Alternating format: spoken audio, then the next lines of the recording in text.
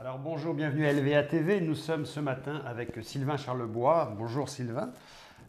Nous sommes Bonjour. très contents de vous avoir à distance comme ça par Skype. Malheureusement, on ne vous a pas au studio. C'est rare vos passages à Québec, comme vous me disiez. Mais on arrive à se parler quand même, c'était le plus important. Alors Sylvain Charlebois, que vous connaissez tous, il a été longtemps à Guelph, maintenant à Halifax, très présent dans tous les médias du Québec et du Canada. Et on voulait parler à Sylvain Charlebois parce qu'on a suivi il y a quelques jours sur Twitter les aléas du monde du lait. Et nous nous rendions compte en fait que Sylvain Charlebois était devant 500 producteurs où il a pu parler de l'avenir du lait.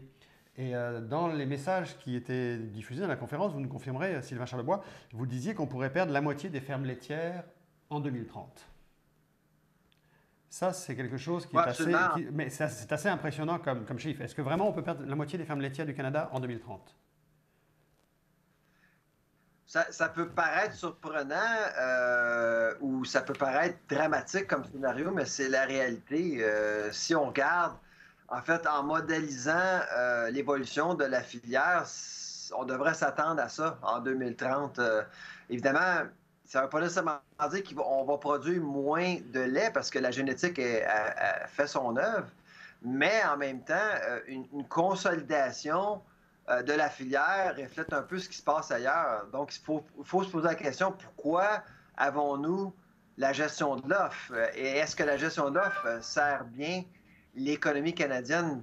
En regardant la Nouvelle-Écosse, par exemple, il y a 30 ans, nous avions 850 producteurs agricoles, producteurs laitiers, et 3 transformateurs dans la province. Aujourd'hui, on a à peine 200 producteurs de lait et aucun transformateur. La transformation se passe à l'extérieur de la province, ailleurs. Ben justement, Et donc, justement, parce que là, il y a deux choses. Vous venez de dire en fait que la gestion, vous avez nommé la gestion de l'offre comme étant possiblement une problématique, la gestion de l'offre actuelle du Canada.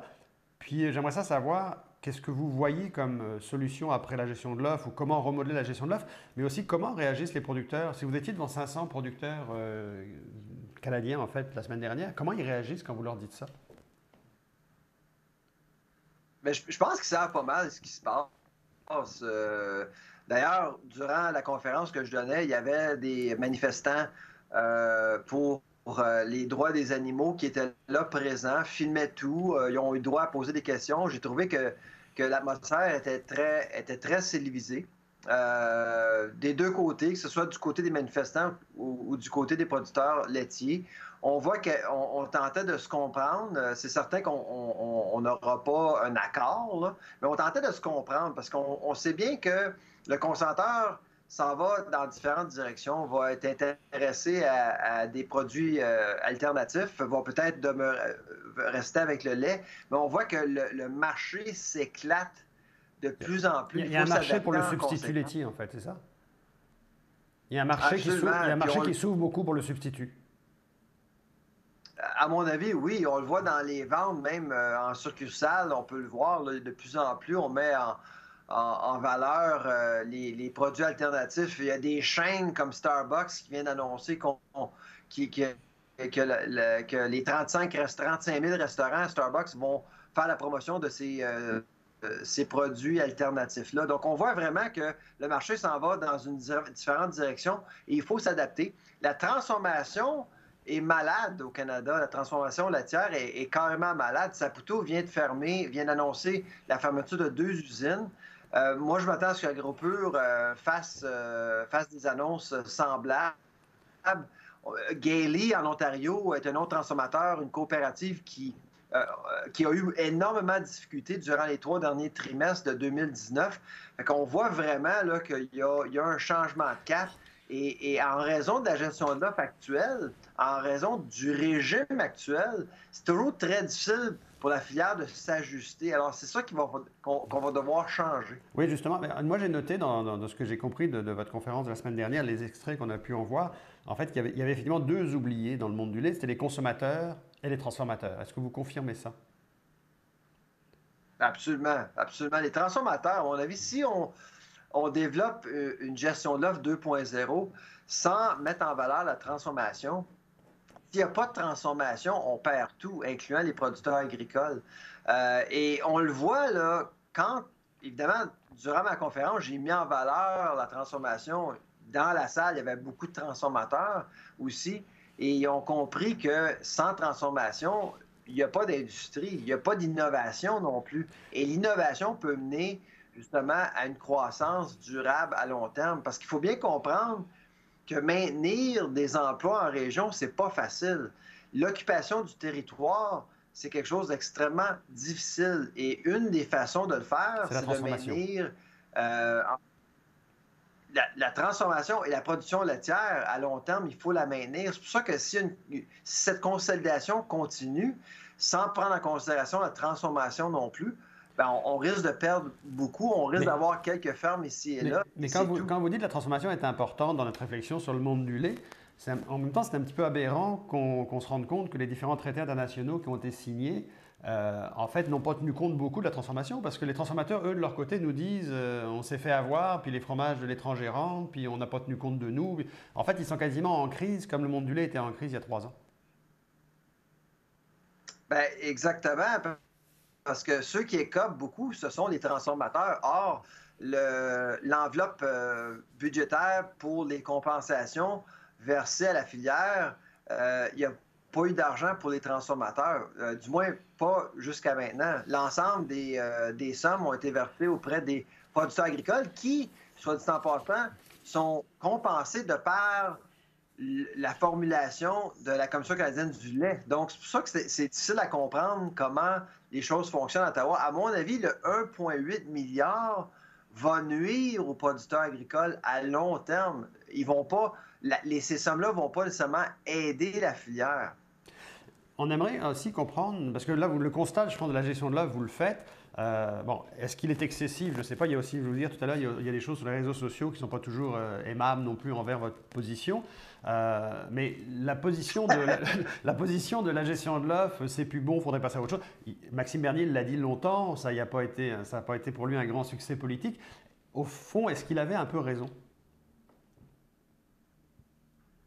Bien, Maxime Bernier, ce qui est arrivé avec Maxime Bernier, c'est qu'on a présenté en fait un scénario qui suggérait la fin du système.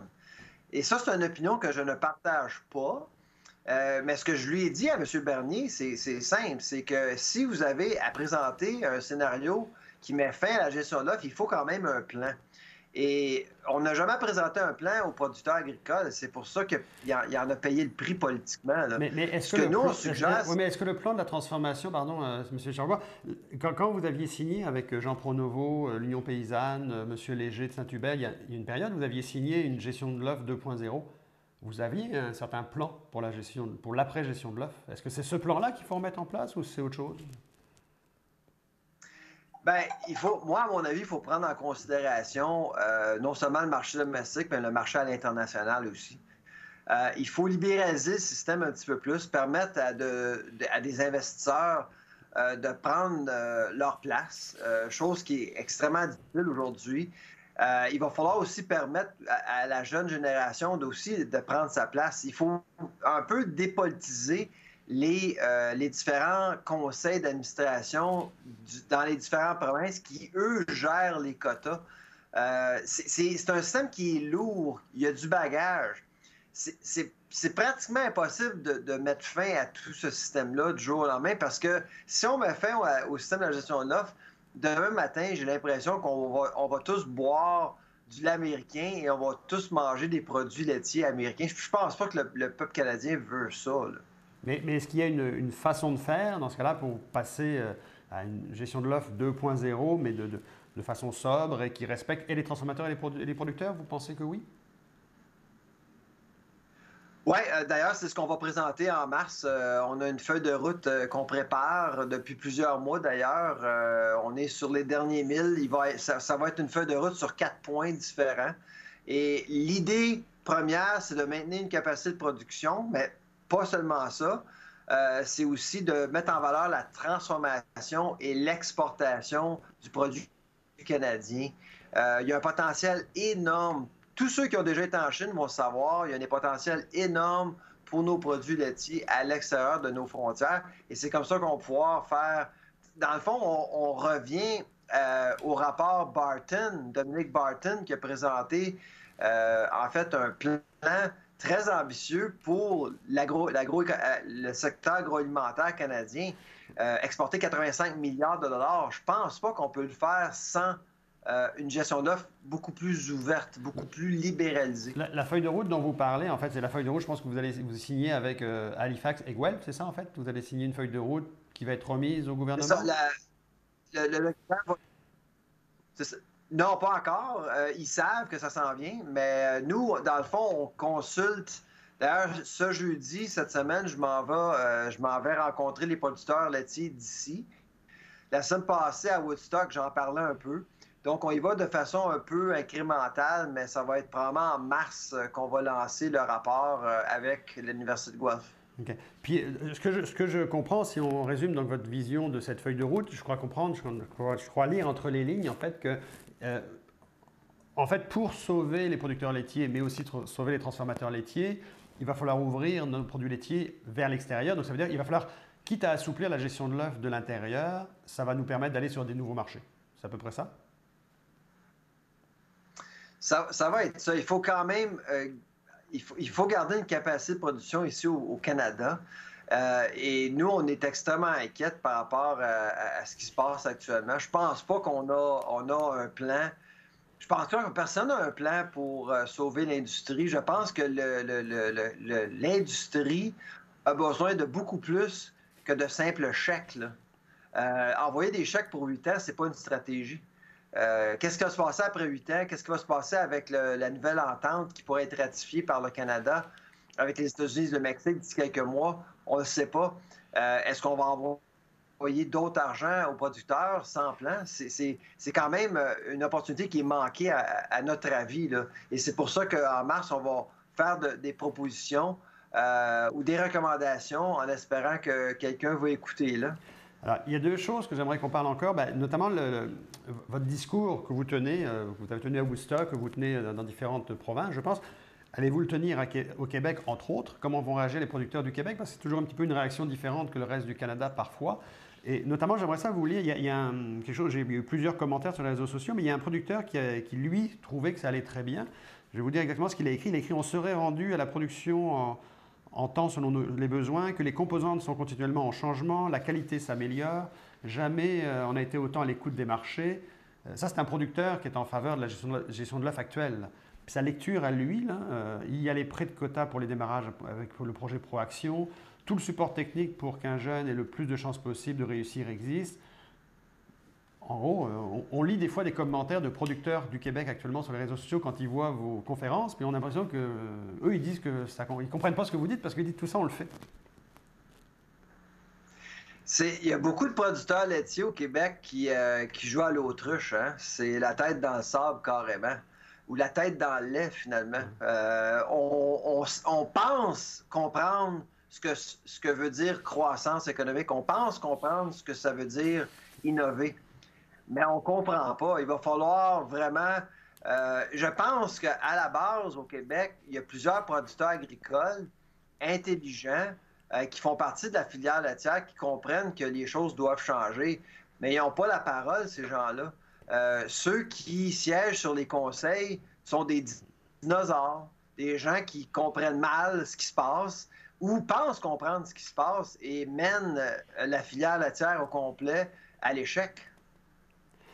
Est-ce qu'il y a une notion d'espoir un peu? Il y a une chose que j'ai vue aussi dans les commentaires qui me sont venus, mais pas sur les réseaux sociaux, quelqu'un qui m'a écrit par courriel en fait et qui disait, bon, qui avait, je pense, vu aussi vos commentaires, je pense, qui validait en fait votre vision de la gestion 2.0, mais la personne disait il faudrait aussi se pencher sur des notions d'avenir.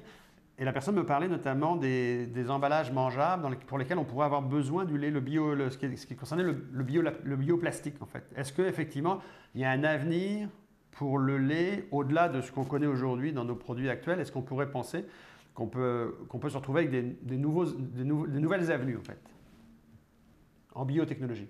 Ben, moi, à mon avis, oui. Tout devrait être sur la table. La semaine passée, je rencontrais un producteur de vodka à base de protéines laitières. Et évidemment, dans le contexte actuel, ce producteur-là a une capacité limitée, mais il faut investir dans l'innovation. Cette distillerie-là a du potentiel. Il y a le projet Fairlife à Peterborough aussi qui démontre un certain momentum actuellement. Et au lieu d'étouffer différents projets, il faut quand même accepter que, par exemple, il y a d'autres produits qui peuvent satisfaire les besoins du marché. Et souvent, ben, quand on parle d'innovation, le marché, c'est pas ce qu'il y a de besoin. Et on doit penser à l'avenir, qu'est-ce que le marché va avoir de besoin d'ici les prochaines années. Puis il n'y a pas grand monde qui pense à ça. AgroPure vit des problèmes extrêmement difficiles parce qu'on est tellement axé sur l'offre et de satisfaire les sociétaires qu'on ne pense pas nécessairement et sérieusement à un consommateur, disons, différent. Parce que ce que nous, on voit dans nos données, c'est ce qui est vrai hier, n'est pas nécessairement vrai demain. Donc, ça veut dire que Alors, pour une entreprise comme AgroPure, il faut... Mais ça veut dire, M. Jean-Louis, que les campagnes de pub astronomiques que l'on voit sur le verre de lait sont un peu déconnectées de l'avenir, en fait. Ben, nous payons pour ces publicités-là, puis la valeur offerte par ces publicités-là, je l'ignore. Je ne comprends pas du tout qu'est-ce que cette campagne-là peut faire pour la filière laitière. À mon avis, c'est de gaspiller de l'argent. Au lieu de prendre cet argent-là pour, en fait, renforcer le message et dire aux Canadiens qu'ils devraient aimer le lait canadien, on devrait en boire plus, etc., on devrait apprécier les producteurs agricoles. Je pense que les gens apprécient déjà les producteurs agricoles. C'est qu'on ne les écoute pas. On ne les voit pas comme crédibles. Et c'est là que les manifestants, les gens qui s'opposent à la filière laitière, gagnent. On gagne parce qu'on est en mesure d'aller chercher les valeurs des gens qui vivent en ville. On tente de les comprendre, puis on va envoyer des messages qui vont vraiment qui vont être bien compris, tandis que les producteurs agricoles prennent ça comme une insulte un peu en disant, ben si vous n'avez pas ce qu'on fait, mon Dieu, c'est insultant parce qu'on est des gens qui sont honnêtes, intègres. Puis les producteurs agricoles, ce sont des gens intègres, honnêtes. Je pense que tout le monde sait ça, mais ils ne sont pas crédibles. Alors, M. Lajoie, on va suivre la feuille de route qui s'en vient dans les prochaines semaines pour voir quels sont les conseils de l'Université d'Halifax et de Guelph. Est-ce que, pour terminer, vous avez une date de votre venue au Québec? Est-ce qu'on sait déjà où est-ce qu'on peut vous voir en conférence dans les prochaines semaines ou ce n'est pas encore déterminé? Non, c'est pas encore déterminé. On regarde le calendrier entre Guelph et Dalhousie. C'est certain. Nous, on pense que ça va attirer quand même beaucoup d'attention. Alors, on s'assure d'être disponible pour des questions, quoi. Fait qu'on sait pas. Dès qu'on va savoir, c'est certain qu'on va vous le laisser savoir. Parfait. Merci beaucoup. Bonne journée. Au revoir.